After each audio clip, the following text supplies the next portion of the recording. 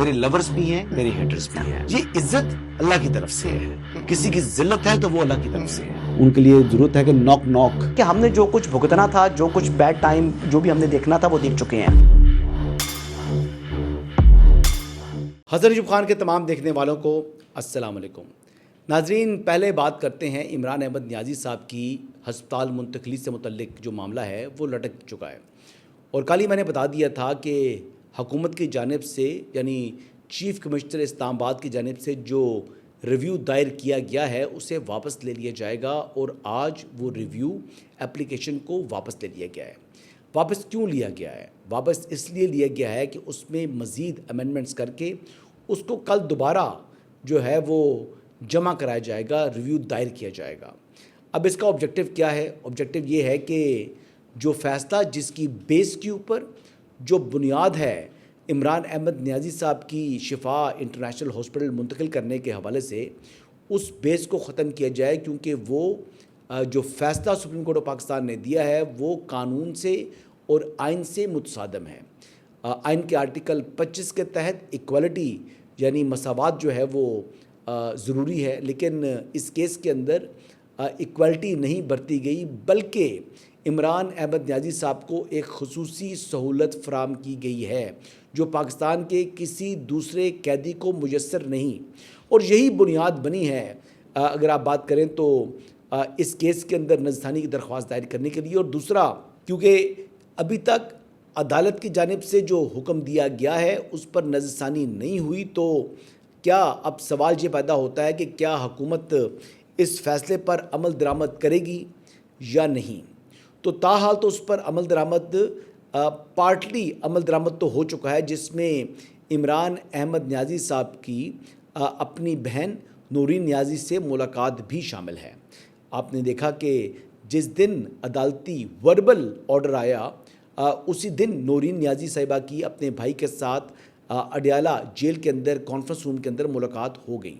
جو ملاقاتیں گزشتہ 9 ماہ سے بند تھیں وہ ملاقاتیں کھل گئیں. اس کے پیچھے ایک اور وجہ بھی ہے جو کہ عدالتی حکم سے ہٹ کر ہے، اور وہ وجہ یہ ہے کہ پاکستان تحریک انصاف کی جانب سے اور عمران احمد نیازی صاحب کی فیملی کی جانب سے اس بات کی یقین دہانی کرائی گئی ہے کہ وہ ان ملاقاتوں کو سیاست کے لیے استعمال نہیں کریں گے. وہ ان ملاقاتوں کے ذریعے سیاسی بیانیہ ترتیب نہیں دیں گے. وہ ان ملاقاتوں کو ملک میں انتشار اور لا اینڈ آرڈر کی سچویشن کے لیے کھڑا نہیں کریں گے. لیکن بات یہ ہے کہ جو بات پاکستان تحریک انصاف کی قیادت یا فیملی اب مانی ہے، یہ اگر 9 مہینے پہلے مان لیتے تو یقین کریں کہ ان ملاقاتوں نے بند نہیں ہونا تھا. تو پھر جو 9 ماہ کی تاخیر ہوئی ہے اس کی بنیادی وجہ کیا بنی؟ اس کی بنیادی وجہ پاکستان تحریک انصاف کی اور ان کی فیملی کی اسٹوپڈیٹی ہے، وہ حماقت ہے. اور اگر یہ اسٹوپڈیٹی یا حماقت نہ ہوتی تو اس وقت جس پوزیشن کے اندر پاکستان تحریک انصاف کھڑی ہے یہ پوزیشن نہ ہوتی ان کی، بلکہ مچ بیٹر پوزیشن میں ہوتے. دوسری بات جو یہ کر رہے ہیں جی کہ پاکستان تحریک انصاف کے جو بانی چیئرمین ہیں اس کے لیے اب سہولیات جو ہیں وہ شروع ہو جائیں گی. ابھی وہ جیل سے ہاسپٹل آئیں گے اور پھر ہاسپٹل سے وہ بیرون ملک چلے جائیں گے. تو یہ خبر جو ہے اس کو یہ سمجھیں کہ یہ ربش ہے، یہ ڈسٹ بن کی زینت ہے، اس کو ردی کی ٹوکری میں اٹھا کے پھینک دیں، کیونکہ اس بات کی کوئی اہمیت نہیں ہے. میں نے کل بھی یہ بات کی تھی اور آج اس بات کو میں ریپیٹ کر دیتا ہوں کہ 9 مئی ریاست پاکستان کا نہیں بلکہ عوام پاکستان کا مقدمہ ہے. اور اس مقدمے کے اندر عمران احمد نیازی صاحب کو یا ان کی جماعت کو کوئی شخص، کوئی انفرادی شخصیت، چاہے وہ وزیر اعظم ہیں، چاہے وہ چیف آف ڈیفنس فورسز ہیں، وہ ان کو کسی قسم کی کوئی رعایت فراہم نہیں کر سکتے.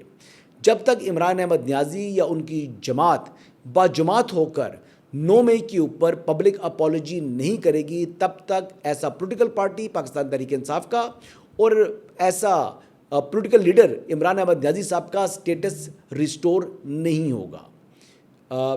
کوئی شخص بھی ان کو یہ سہولت فراہم نہیں کر سکتا، کوئی عدالت ان کو یہ سہولت فراہم نہیں کر سکتی کہ جب تک وہ پبلک اپالوجی نہیں کریں گے اور اس سے پہلے ہی ان کو ایسا پولیٹیکل پارٹی اور ایسا پولیٹیکل پرسنالٹی ان کا سٹیٹس ریوائیو ہو جائے.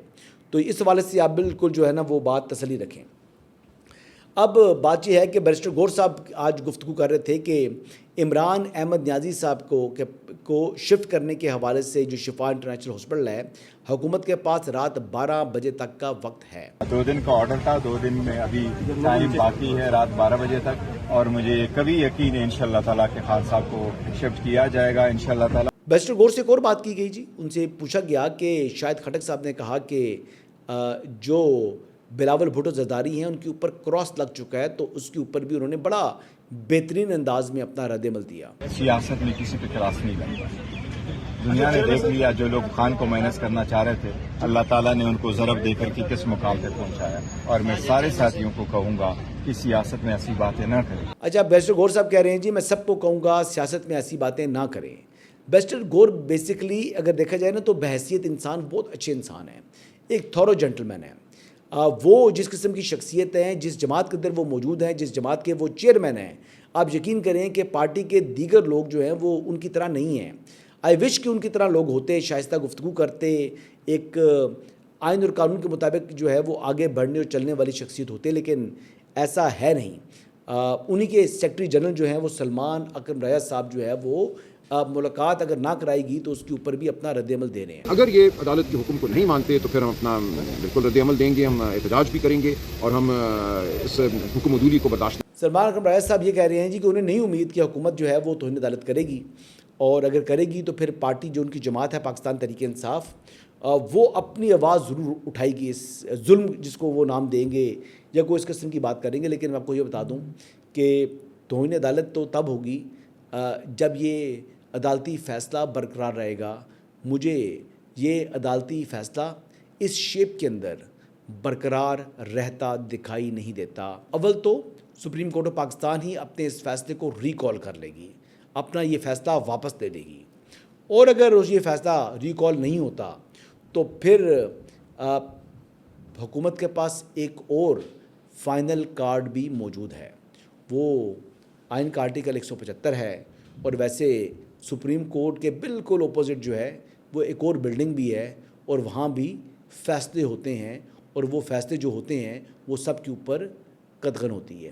بہرحال جی اس کو یہیں پر چھوڑتے ہیں اور آگے بڑھتے ہیں۔ دوسری جانب جو بات ہم کافی دنوں سے ڈسکس کر رہے تھے، جو کہ اس وقت جس کے اوپر نیشنل لیول کے اوپر جو ہے وہ ڈیبیٹ شروع ہو چکی ہے، وہ نئے صوبوں کے قیام کے حوالے سے ہے یا نئے ایڈمنسٹریٹو یونٹ کے حوالے سے معاملہ ہے۔ اب اس ضمن کے اندر بات کی جاتی ہے کہ جو حکومتیں ہیں، یعنی مختلف صوبائی حکومتیں، انہوں نے اپنے دور کے اندر تاحال ابھی تک جو ہے وہ بلدیاتی انتخابات نہیں کرائے۔ دیکھیں 3 قسم کی حکومتیں ہوتی ہیں۔ سب سے پہلے جو ہے وہ وفاقی حکومت ہے، اس کے بعد صوبائی حکومت آتی ہے، اور اس کے بعد جو ہے وہ مقامی حکومتیں ہوتی ہیں، یعنی 3 ٹیئرز کے اندر جو ہے وہ گورنمنٹس موجود ہوتی ہیں، اور یعنی پاکستان کے تحت ہی یہ تینوں حکومتیں ہیں، یعنی وفاقی حکومت، صوبائی حکومت اور ضلعی حکومت۔ وفاقی حکومت اور صوبائی حکومت کو تو کانسٹیٹیوشنل پروٹیکشن حاصل ہے، اور وہ انتخابات یعنی جب 3 ماہ کے اندر اندر جو ہے وہ ہوتے ہیں، لیکن جو ضلعی حکومتیں ہیں یعنی ڈسٹرکٹ گورنمنٹس ہیں، ان کو ابھی تک جو ہے وہ کانسٹیٹیوشنل پروٹیکشن حاصل نہیں ہے، اور اسی کا فائدہ صوبائی حکومتیں اٹھاتی ہیں، اور وہ اپنے متعلقہ صوبوں کے اندر جو ہے وہ بلدیاتی انتخابات نہیں کرواتے۔ حالانکہ جمہوریت کی نرسری کہا جاتا ہے بلدیاتی اداروں کو، اور بلدیاتی اداروں کے سے ہی دنیا کے مختلف ممالک کے اندر آپ دیکھیں کہ ایک بہترین گورننس کے ماڈلز جو ہیں وہ ان پلیس ہیں۔ آپ دیکھ لیں کہ measure of London Sadiq Khan صاحب، وہ بڑے پاورفل آدمی تصور ہوتے ہیں لندن کے اندر۔ لندن کے حوالے سے جو فیصلے کرنے ہیں وہ صادق خان صاحب کا اختیار ہے۔ یہ صادق خان صاحب ہی جب سے بنے ہیں میئر، وہ تب سے یہ فیصلے جو ہیں وہ کر رہے ہیں، اور اسی حوالے سے جی آپ یہ دیکھ لیں کہ وہ ممدانی صاحب جو نیو یارک کے جو ہے وہ بنے ہیں میئر، وہ اب نیو یارک کی گورنمنٹ کے جو ہے وہ چیف ہیں، اور وہ نیو یارک جو اسٹیٹ ہے آپ کو معلوم ہے کہ کافی بڑی اور بڑی بزی اسٹیٹ ہے۔ اب وہ دیکھیں کہ ممدانی صاحب جو ہیں وہ کس طریقے سے وہاں پر پبلک سٹیٹمنٹس دے رہے ہوتے ہیں، اور نیو یارک سے متعلقہ جو فیصلے ہیں ان کا اختیار انہی کو حاصل ہے۔ اور آپ دیکھ لیں کہ جہاں جہاں ایون کہ بلدیاتی ادارے نہیں ہیں، وہاں پر بھی مقامی جو بلدیہ ہے، یعنی GCC ممالک کے اندر جو بلدیہ ہے، جو کونسل ہے، وہی اختیارات رکھتی ہے یعنی اس شہر کی حد تک۔ تو لوکل گورنمنٹ سسٹم جو ہے وہ ایک بہترین سسٹم ہے، جو کہ یعنی डेमोक्रेसी के अंदर भी इन प्लेस है, और बात की जाए तो एक लिहाज से इनडायरेक्टली गल्फ़ कंट्रीज़ के अंदर भी जो कौंसल्स हैं या बल्दिया है वो मेजॉरिटी जो है वो डिसीजंस लेती है, और लोकल सतह के ऊपर ही आवाम के जो ज़्यादातर मसाइल हैं वो हल होते हैं।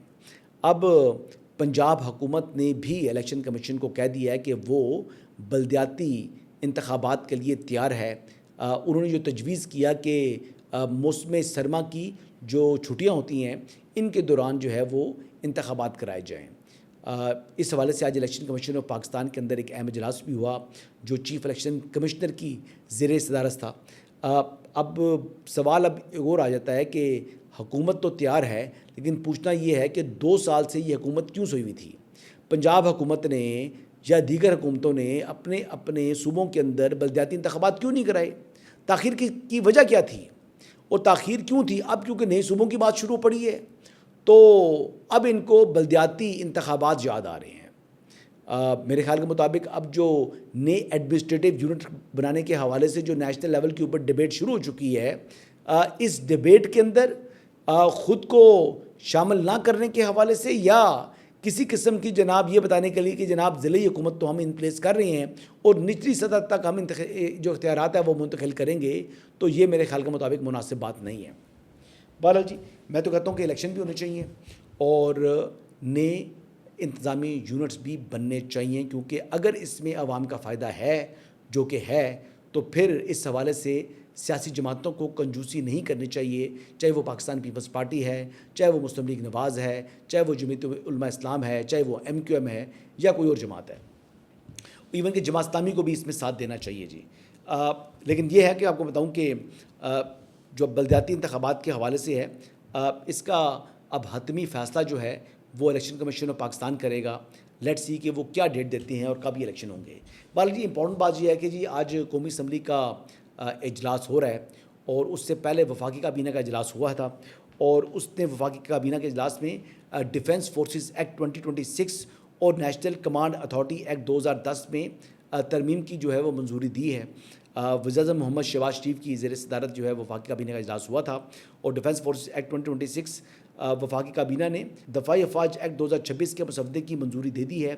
यह मसवदा 27वीं आईनी तरमीम के ज़रिए की गई तरामीम के तसलसल में तैयार किया गया है और इसका मकसद चीफ़ ऑफ डिफेंस फोर्सेस के ओहदे और chief of defence forces headquarter के हवाले से मुतलका इंतज़ामी अमूर का तयन करना है। काबीना की मंजूरी के बाद दफ़ाई अफवाज एक्ट 2026 का मसवदा पार्लिमान के जारी इजलास से मंजूरी के लिए पेश किया जाएगा, यानी कुछ लोग कह रहे हैं कि आज पेश होगा।